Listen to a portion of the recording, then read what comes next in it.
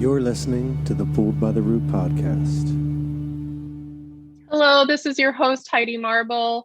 I am very excited to welcome Michael Knox to our podcast this morning. I had a little excitement. All of my podcast stuff went down this morning because we didn't have electricity. So Michael and I are in my house hoping for the best, that we don't have any interruptions. I would like to read Michael's bio to you, and then we're going to dive into a conversation.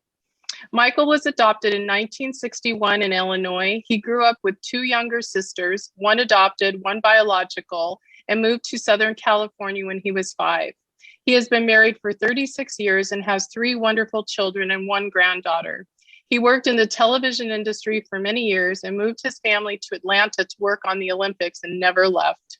Around 22 years ago, he started running and then biking. He's always been a swimmer, and one thing led to another, and he started doing Ironman triathlons and is currently training for one this year. If you asked him to describe himself 2.5 years ago, he would say a husband, a father, and an athlete. He did both Ancestry and 23andMe, just had a curiosity and never searched for his family until there was a match on 23andMe. Now he describes himself in capital letters as adopted, married, father, grandfather, athlete. Well, welcome, Michael. Thank you, Heidi. Oh my goodness. Well, first of all, it's just so impressive to me, just the endurance it would take to get through the Ironman. And also, I think that could be applied to our community of adopted people. You need a lot of mental endurance.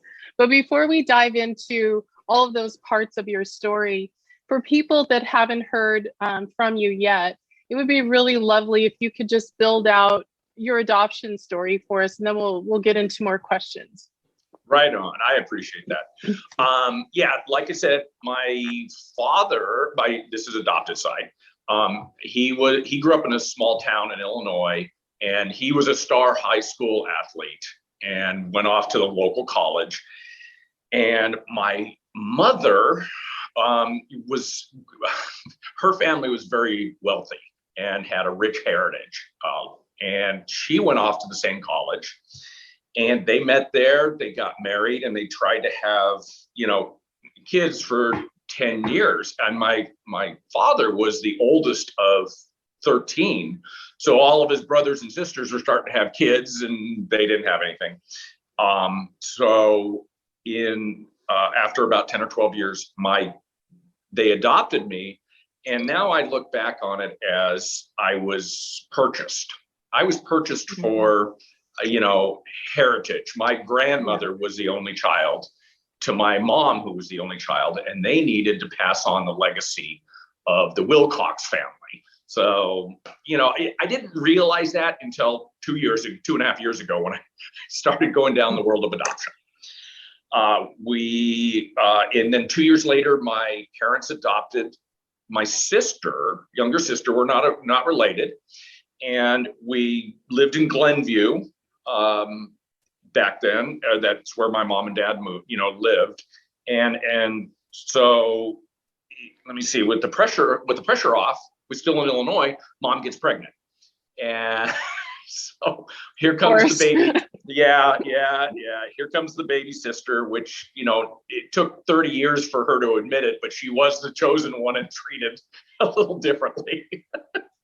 But we always knew we were adopted. My sister and I, there was no big thing about that.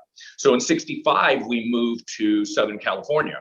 That was most where my dad's family was moving to. They all served in the military and, went out to California and said, "Oh, this is the place to be." Yeah. And so we moved out there, and immediately my grandmother on my mom's side, since we were the only family she had, she immediately packed it up and moved out there too.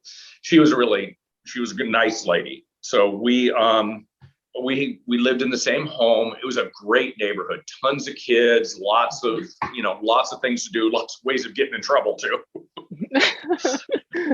But, it was a great time with, the family there. But mom and dad were, functional alcoholics, and they, so it was a little chaotic. Dad, both of them worked hard. They both provided. But it was a little chaotic at night sometimes. Dad worked 6 days a week. I took Fridays off because that was when he could have his quiet time away from everybody. So we were latchkey kids, we would just have fun.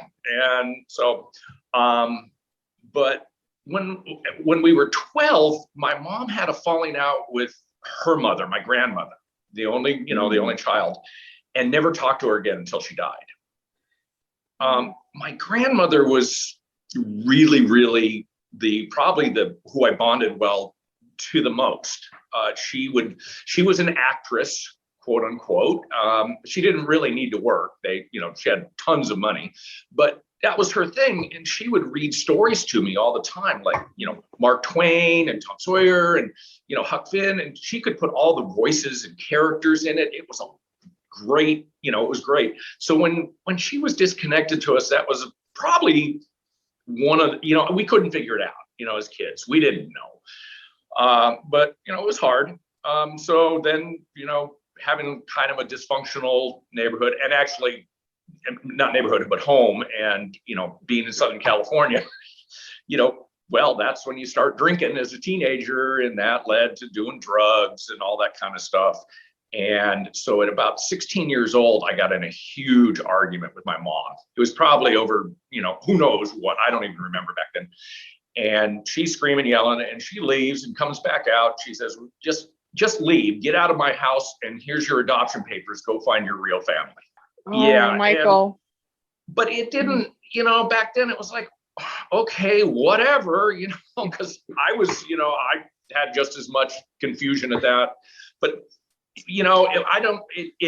and probably Dad made the peace, and I stuck around for a while longer, and ended up moving out with my best friend. He graduated college, and we moved out, and I got a job in the television industry.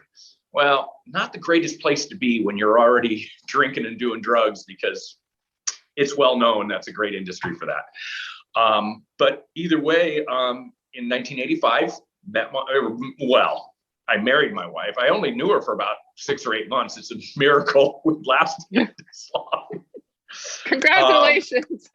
Thanks. Yeah, she's a wonderful lady. So in 1987, I had my daughter.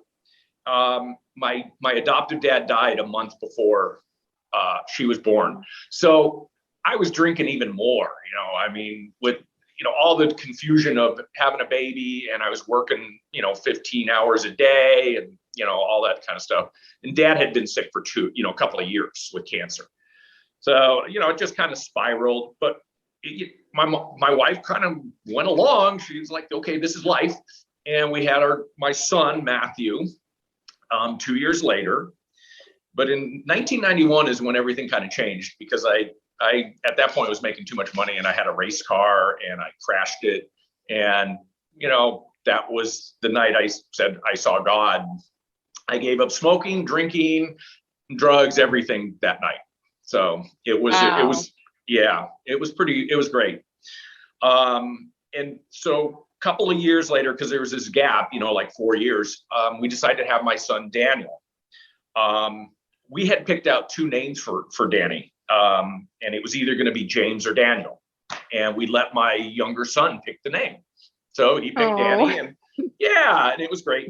So in 95, we went off to Atlanta so I could work in the Olympics. And, once I got here, it was like, oh, no, I'm not going back. We bought a house. Actually, we're in the same house as we were when, a month after we moved here. So, that's great. Yeah. So from 95, I was just 95, 2018, enjoying life, raising a family in Georgia.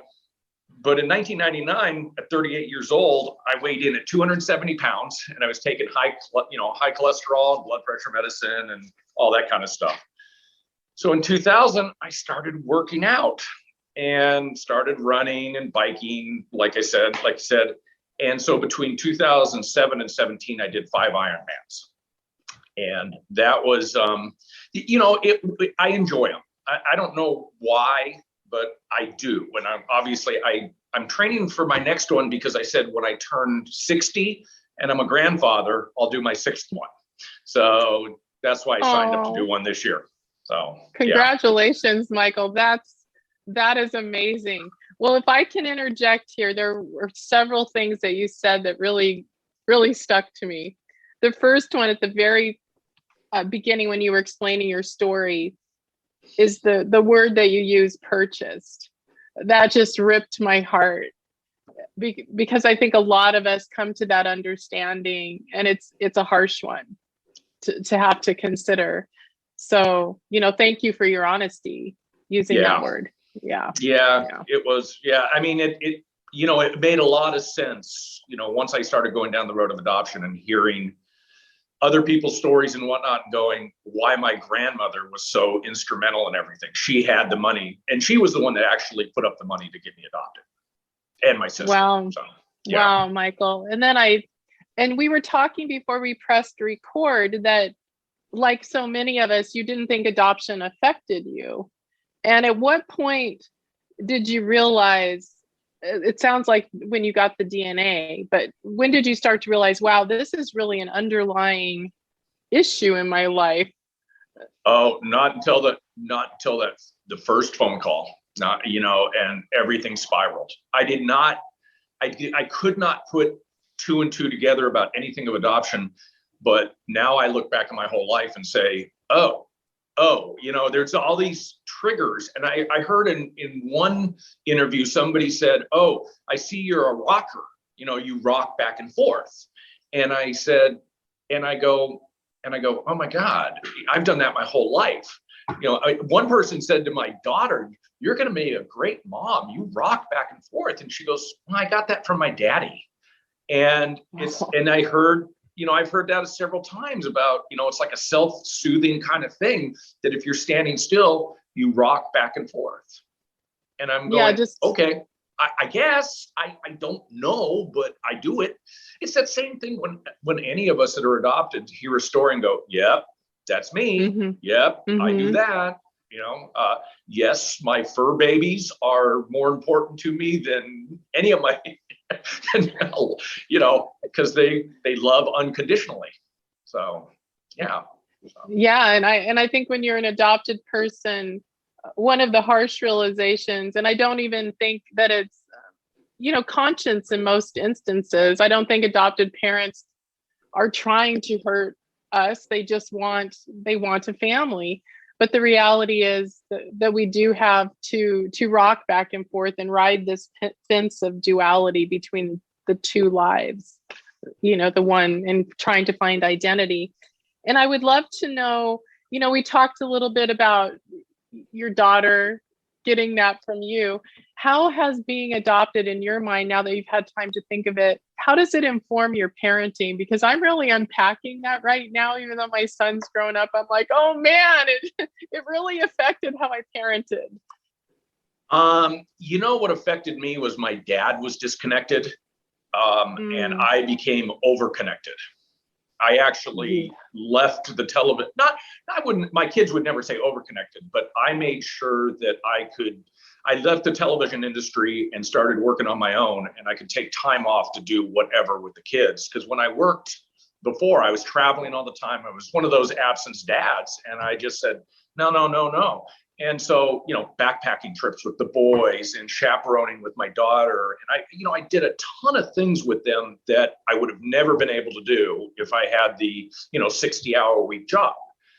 So maybe I overcompensated because of my adopted dad. I can't tell you why I did it for sure, but I feel like I overcompensated. I'm sure my children think it was great that I was there. I've never really bridged that. They love to tell stories about when we would go do things, so yeah. Well, I'm so glad you made that decision, Michael, no matter what the motivation was. I think I mentioned it before on the podcast that a lot of my parenting was fear-based because I didn't want my son to feel abandoned. I never wanted him to experience insecurity. So I think it's interesting to explore those things with other parents that are adopted. That very, very well may be, is I just didn't want them to feel like I wasn't around, because my dad wasn't, so. But it could have, Yeah. you know, if you read the primal wound and all this other stuff, it can go way back, you know, you just don't know, but you do a lot of things differently when you're adopted. That's for sure. So that is for sure. Well, it sounds Yeah. like you had this come to Jesus moment in your race car. All of the negative things that you were doing to cope just fell away, which is miraculous. And then you begin to build your life, which leads you into the athleticism that you had. And I love to talk a little bit more about what Ironman means to you, and also what can our audience gain from that kind of, I mean, the mental strength required to power through something like that can also help us in all of these other areas of life. So can you explain more about that, please? It's hard. Most people don't understand why somebody would do Ironman. It's you know, I have my quote unquote brother from another mother before I found my family. I started running, and he was in California still, and you know, I was in Atlanta, but we would talk all the time. We were, you know, like I said, brothers from another mother. And I started riding and running, and I started doing adventure racing. And at the same time, he was doing Ironman. I would have never thought of it. Adventure racing is just, you know, running through the woods or biking or paddling. And, you know, I sat on the beach one day and I said, you know, I could do an Ironman if I can do that. And it just, for some reason or another, it just sounded like a good idea. And I started with my half Ironman, and then I signed up for, well, once I went down that road, my friend said, well, if you're going to do one, we're going to do it together. Because he had already done a couple of them, 2 or 3. And so probably because I had a challenge from my, you know, best friend in the world, that I said, well, yeah, I can't flake out on that. And once I did the first one, there's something very addictive about it. You know, some people will say one and done. Other people say never do that again. And then there's me. I just want to do it again and do it again. You know, and it's, you know, the challenge was training, you know, and having kids. So I always revolved my training around, you know, I wouldn't not be there for soccer games or something like that. You know, if they were going to be 45 miles or 50 miles away at a soccer game, I would get up at, you know, 6 a.m. and ride my bike to where the fields are. You know, that was my way of training, you know. And so I revolved it around the kids, you know, at soccer. My very first run ever was when my Danny was 5 years old, and he was at practice, and, you know, they're playing bunch ball and you have to be there. And I said, well, I could jog around this, you know, field. Oh my God. I thought I was going to die. I couldn't move for 2 weeks. Oh, man. Yeah, I mean, it's like I said, one thing led to another, and it was something that I found that was, you know, in my wheelhouse, I guess. You know, I just enjoyed doing it. And it is an accomplishment without a doubt. I have some framed beautiful pictures with my finisher medal, you know. So Michael, like, I'm sure there were moments when you were doing the Ironman where you get to that point of just sheer exhaustion. And what did you tell yourself in that moment? Like, can you take us, because so many of us are struggling, and what is it that pushed you to keep going? Because a lot of us need to hear that.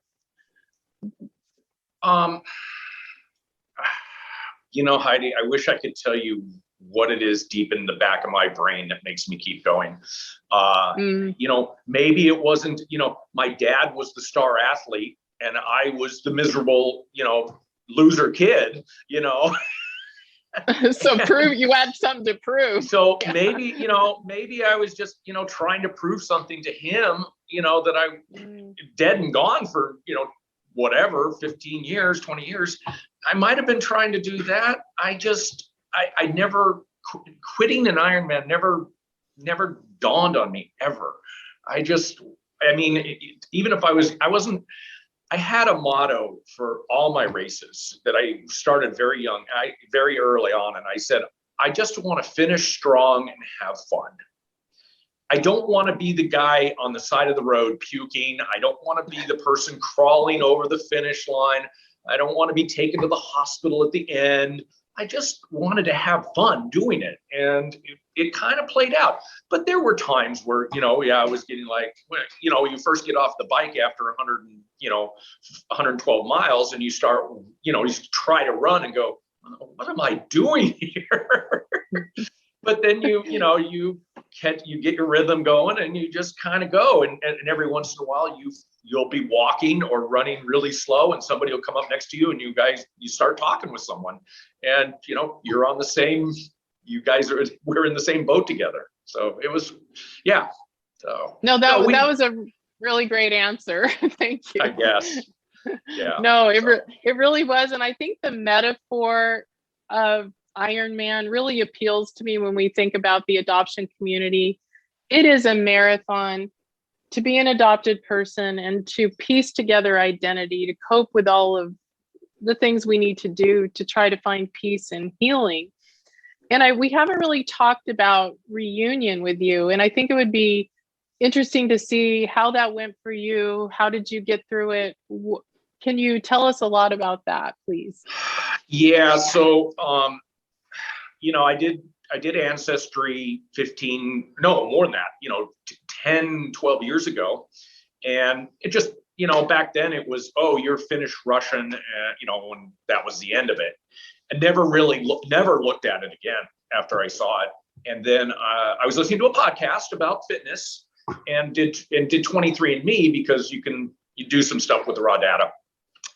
And got the email that there's a new DNA report with 23andMe, and I logged in, and sure enough, all of a sudden I have matches, close family matches. And I sent a letter to them, to all four of them saying, hey, you want to, I don't know anything about myself, blah, blah, blah. And a week later, I got a phone call from Florida. I live in Georgia, and I'm going, I don't need another timeshare. So I blew it off. And next thing I know, I get a text message. It goes, hey, this is Chuck. You want to talk?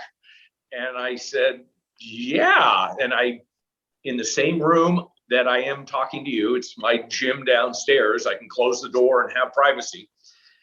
And it had said, 23andMe had said he was my first cousin. So I didn't know what to expect. And when I got the phone call, it goes, hey, Chuck. And he goes, we might be related. And he goes, yeah. He goes, are you sitting down? And I go, matter of fact, I am. And he goes, I'm your brother. Oh my goodness. Yeah. And, as I always say, is time stopped. It just, everything went into a blur. And I don't know what it was like for you, but when that first bomb hits, now I'm 58 years old. My first ever thought about talking to a relative was that the email I sent him. I never thought about trying to find anybody. So we talked for 45 minutes and he said, hey, your sister wants, he told me all this stuff that I didn't remember. It blanked out, and I've heard that before with other people. Mm-hmm. It's like, once you hear that, but he did say, your sister wants to talk to you and your mom wants to talk to you. And that was, it's like, okay, so he goes, but we're leaving for a couple of days. We're leaving for 3 days and I'll get back with you. It's like, okay. It's like, great. This isn't really going to work. But, we hung up, and the first person I called was my adoptive sister. We're close, but not really close, brother, sister, whatever. But that was the person who would understand. And yes. She goes, I'm doing 23andMe. I was like, okay, Karen, have fun. Yeah. Yeah. So the next one was to my daughter, and she's a nurse practitioner, and she knew what was going on. I had talked to her, and she goes, I knew it. Yeah, that percentage of DNA is not a first cousin. And so she already, and so she was all excited. She knew it. And as I was talking to her, I got my first text message from Chuck, and then a second text message from Chuck. And that's when time really stopped, because it was a picture of both my birth mother and birth father from college. Oh gosh. Oh. Yeah. And I said to I looked at it. Oh, by the way, it did have their names on it too. It wasn't just a picture. So, and I came around the corner and I looked at my wife and I said, I was always searching. There was times that most adoptees would relate. You sit on you put your birth date in the internet and you go into the black hole and see if you can find anything. And it's never there. But I did. It was, I always cared, but I didn't realize it until those pictures arrived. And so of course I didn't sleep that night. Well, I didn't sleep for 2 days. And the first night I started searching the internet, and there could have been, I know who the mom is, but I didn't know who the dad was. And it could have been, even with his name, it could have been like 10 different people. I didn't know. So I get and I couldn't find anything. The next morning, my daughter calls and says, hey, it goes, you should check this out. I think this is your family. And, she did her searches. And I went and I started looking, and sure enough, on Facebook, I found this thing. This was Matt Heather was the name. And I said, okay, whatever. And I'm looking at the profile pictures, and everybody's got sunglasses on. And then there was the last picture.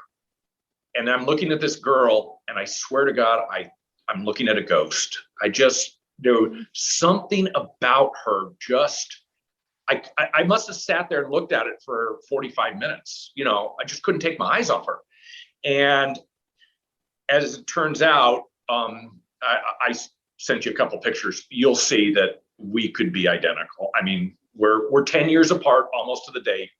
And the first time we took a picture together, my wife goes, oh my God, look at this. It's like the first time in my life, I look like someone. And I didn't even see it until my wife pointed it out to me. But I guess looking at her on that Facebook profile, I guess my mind was seeing it somehow. And she was, but yeah, so it was pretty special to have someone that I looked like, and so the next day I texted my brother. I go, hey, I'd love to talk to my sister, and I think her name is Heather. I didn't remember. And I get the text message, are you ready for a phone call? And I said, absolutely. So I talked to Heather, calls me, and it turns out that, we're both diehard Def Leppard fans. We're both, we both do triathlons. we both mountain bike. We both are swimmers in high school. Here it is. Here's my real sister. Someone that's the thing you always say, you were supposed to grow up with, maybe. Yeah, the shoulda, coulda, wouldas, right. Yeah. We have so many things in common, but the thing that probably really, there was two things she said that was really kind of made my heart leap. And she said she knew about me. So her birth mother, or my birth mother, her mother, our mother, got divorced when they were teenagers. And when Heather got pregnant with her first child, my birth mother's husband, she was worried about, mom had a miscarriage and, after me. And so she was a little bit worried. And her her father said, hey, no, she had a kid before you. Don't ever tell, you can't tell her that you know this. So basically 30 years ago, she found out that she had a brother out there somewhere. And she immediately told her brother, our brother, and so they kept the secret. They never told anyone they knew. Yeah. This whole adoption secret thing just sucks. But yes, to say the least. Yeah, yes. Yeah. And so it was, so she said she bought books on tape on how to search for someone. She was searching for me. Michael. I know. Michael. That had to mean so much to you to know that she was seeking you out. She wanted to find me. Yeah. Oh. That was, and she did the same thing that we all did, and I'm sure you did. She would sit in airports or whatever and look around and wonder, is that my brother? Is that, I didn't even, I'll tell you, I said I was always searching or always wondered. I always wondered about my birth parents, but I never, ever thought about that I would have brothers or sisters. I know. Isn't that funny that so many of us don't even think we have a father? It's like, we're just looking for our birth. I know. Like, wait a minute, there's other people related to us. This is it's really interesting. Yeah, so at the end of her phone call, she goes, "By the way, Mom wants you to Facebook friend her."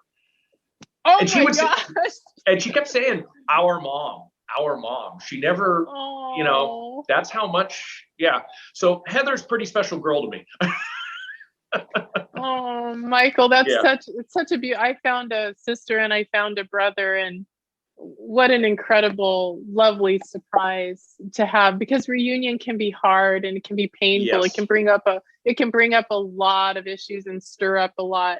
But the silver lining is when you find a connection with one or more, it's hard to explain to other people that take that kind of connection for granted, you know?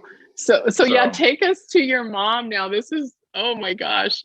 So the next morning, she goes, "You want him?" I did the little hand wave at, Facebook, and she waved back. She goes, "Would you like to call?" And I said, "Sure." Oh. So we said, just basically the hello, and I, actually that whole night I couldn't really sleep because I knew I was going to talk to her the next day. And all I want to do was figure out what was I going to say to her, what was the first thing I was going to say to her. And I think I got it out the right way, when you're first talking. And I said, "Hey, right away, I just want to thank you for the choice you made, 58 years ago. Because I have 3 pretty special children, that are wonderful individuals, and they wouldn't be here if you didn't make the choice you did." So, my God. Yeah, that was my introduction to my mother. She's she is a extremely strong lady. And I think I've been listening to Birth Mothers podcast now. There's a new one, and I have such a respect for birth mothers now. They are the strongest individuals, the ones that want to tell their story. And actually, there are some that are still dealing with the shame and the secrecy and all that. But the ones that tell their story, my God, they're so strong. And so she went back to school, got her degree in psychology. She actually went to work in Alabama. She got married, went, working at an adoption agency for the state, placing children, placing children with adoptive parents. I don't know. And she, then they got divorced. She moved to Vermont with her new husband, and she became an EMT and then a paramedic. And then she became the first female flight paramedic in Vermont. So when her ex-husband died, and my brother and sister are in Florida, she moved back to Florida at 50, and she was bored. So she went back to college, and she became an ER nurse, got a degree and became an ER nurse for another 15 years. So she's been around, we talk every other day practically, but you're catching up with a lifetime. I know. Yeah. There's no way to fill that void, but you build the relationship from this point forward. Can you take us to the first time you physically met her? What was that experience like? It was about 2 weeks that I was numb. I just didn't feel anything. I wasn't happy. I wasn't sad. I couldn't figure it out. And I actually went to a therapist, but not an adoption competent therapist. So after an hour, I said, "What do you think?" She goes, "That's the most amazing story I've ever heard." It's like, well, that doesn't help me, honey. Yeah. Why am I numb right now? So you're saying after you met her, you just kind of shut down? No. When I talked to her, this was before. Oh, I see. Okay. So I just said, "Look, I just got to go see these people." And we have, my wife and I, we have a small trailer, and we packed it up and we went down to Florida. And, met my sister. She was going out of town. I met her for breakfast. And she was the first one because she was leaving. And I sat down at the table and looked at her and I said, "It's real." And she goes, "Yeah, it's real." Because it wasn't real until I actually saw them. Phone calls and Facebook and photos just didn't make it. So, we said goodbye. I mean, this is the one that always gets everybody, is that we left the restaurant and she started walking away. And I didn't realize it at the time. I do now. She turned around about halfway to the car and came running back and gave me a great big hug for a long time. And I realize now that I thought maybe I was never going to see her again, or I was going to be abandoned again by the family. And so, as I say, it was probably the most special hug I've ever had in my life, was that one. So, went back to the trailer and decompressed for a very short amount of time. Probably should have been longer. And I did, everything in the adoption community says, don't do what I did. And I went and I went to my birth mother's home. You're supposed to meet in a neutral site, and you're supposed to not do this, and you're not supposed to do that. And sure enough, she was out watering her garden. She's got a condo, and she's got all these plants. She's a big plant lady, or master gardener actually. And I came up to her and I gave her a big hug. And I think she wasn't sure what was going to happen. And she goes, "Thank you for that." So, and we went inside and we talked for 2 hours. And she even told me, sometime later, she goes, "Yeah, I saw you looking around. I was looking at stuff going, who is this person? And, Right. What does she like? And what kind of books does she have, and art? And, you just wonder." And, so we talked for about 2 hours, and we're going to go to dinner. And she comes out, gets freshened up, comes out. She goes, "You know what I feel about this whole thing?" And this is where you kind of worry as an adoptee, when somebody gives a blunt statement like that, because I was waiting for the, "Well, it was nice to meet you, but I'm not, we can't do this." She goes, "I finally feel complete." Oh, Michael. Yeah. And so it was like, okay, great. She's not rejecting me.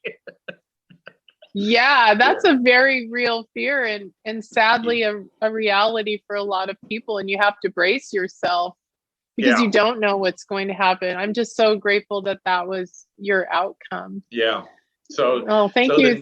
Thank you for sharing that. Yeah. Wow. Yeah, she was wonderful. The one thing that she did say on our first phone call, and I think I mentioned the use on our first phone call, is that some people I never thought of it. And I've heard other people going, "Oh, I never thought of that either." That our very first phone call, she said, "You said you didn't know the name you were given on your birth certificate." And I said, "I don't have my birth certificate. I've just got a bunch of legal mumbo jumbo." And she goes, "Well, I did give you a name."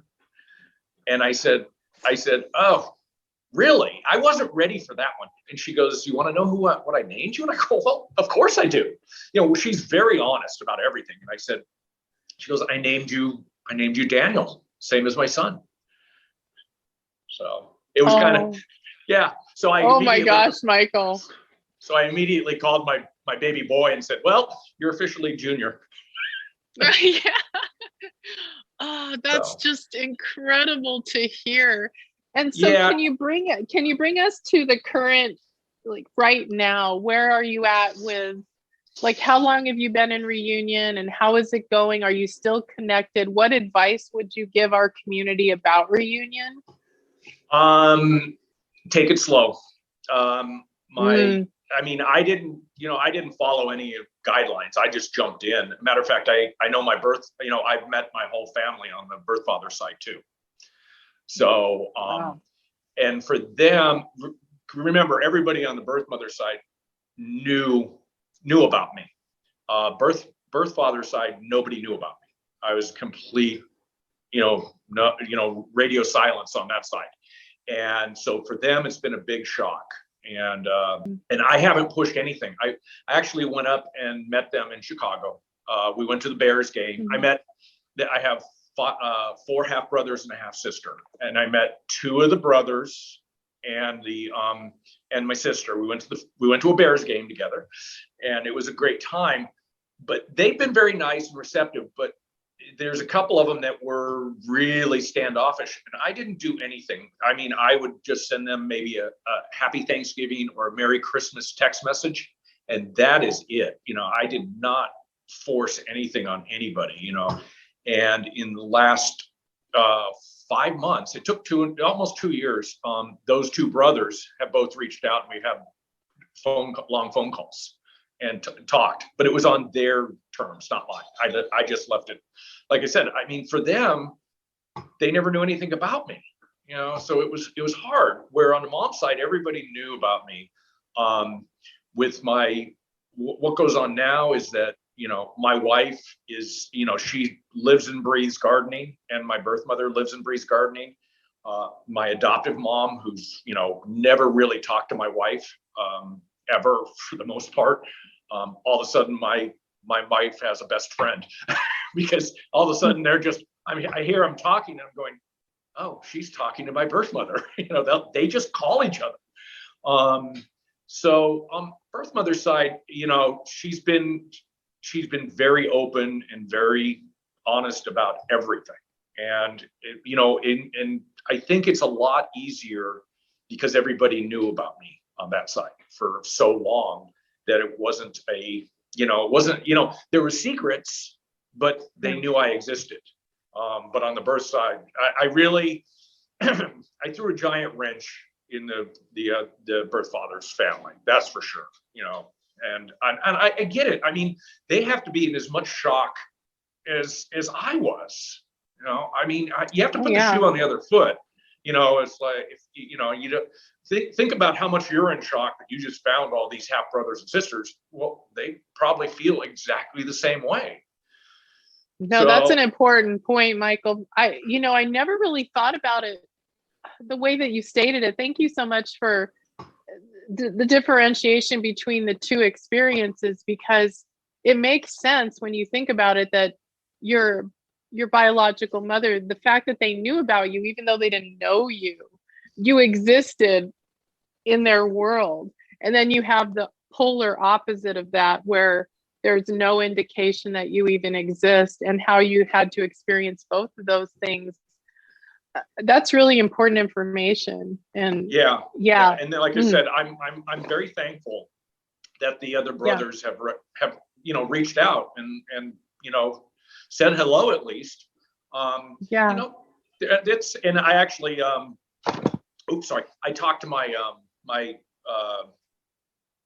birth father's wife a few times too. She's adopted. So oh my gosh. Yeah. Okay. Yeah. So it's kind of because we see on the same terms, as far as things, she found her family. So her story is far more interesting. She came from the Tennessee Children's Society, where they were, stealing children off the street and selling them. So it's just, that's all so upsetting and unbelievable. Well, Michael, as we get toward the last part of our interview, I'd really like to open up the floor. I know that you've done multiple podcasts, but is there something you want to say to all the incredible people who are listening all over the world, that some encouragement you can give them? What is in your heart right now for people that are hurting, that are struggling, that are seeking, that are finding, that aren't finding? Yeah, I mean, my favorite term is, if you're going to go down this road, you can't put the toothpaste back in the tube. Once it's out, you don't know what's going to happen. I think listening to other people's stories is extremely beneficial. I listen to every podcast I can get my hands on, and it is, it helps you understand where you came from. And now hearing birth mother stories, understanding where they came from, the pressures and what they were the duress that they were put under at the time. And that just helps heal the wound, quite a bit for me. Now, not always for everyone, but it also, you have to be careful about that too, because some of these stories are not pretty. if you're going to think about going and searching, maybe you should listen to a few podcasts, because there's a lot of reunion stories that are not nice. And I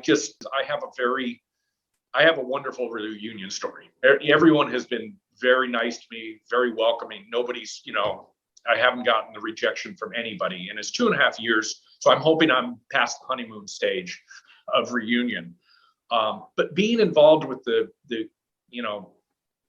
adoption community, as a lot of people will say, there's a lot of Facebook groups and whatnot. Some are pretty toxic. You don't want to hear all those horrible stories constantly. You need to hear a couple of them, but not, perpetually, everything's bad. So I kind of veer away from that. I've gotten involved in Atlanta Adoptees Connect. It's other and it's interesting when you get on the phone with an adoptee. It's almost like a brother and sister or brother and brother relationship instantly. It's so strange, but nobody understands an adoptee's feelings except another adoptee. So being connected to a group is pretty cool. Because of doing one of my podcasts, I got connected to the Georgia Alliance for Adoptee Rights, and I'm involved in that now, where it's we're trying to get a bill passed in Georgia so adoptees can get their original birth certificate when they turn 18. Forget all this secret stuff, man. I mean, what is it about adoptees? We don't have a right to our history, to our past, as far as what's happening, where we came from, and so now I'm involved in all this adoption stuff that I, 2.5 years ago, I wouldn't have anything to do with. I am. No, talk about the toothpaste. Once, I feel like that too. It's just become an obsession, for lack of a better word. I can't not know and not see and not understand and not want to try to do whatever my little life can do to impact this. And I think together we are stronger and we belong to each other and we can help each other navigate all of the ups and downs. Yeah, it is. It's exactly right. I mean, my sister, when I told you she did 23andMe, she found her paternal family. And it's not that it's bad. She just didn't want to find her paternal father. She wanted to find her, her mother, her birth mother. She never expected to get that back. And so for her, it's been extremely hard, and she just kind of has disconnected from it. And, everyone has to go their own way, but the toothpaste is out. She knows. So it's not.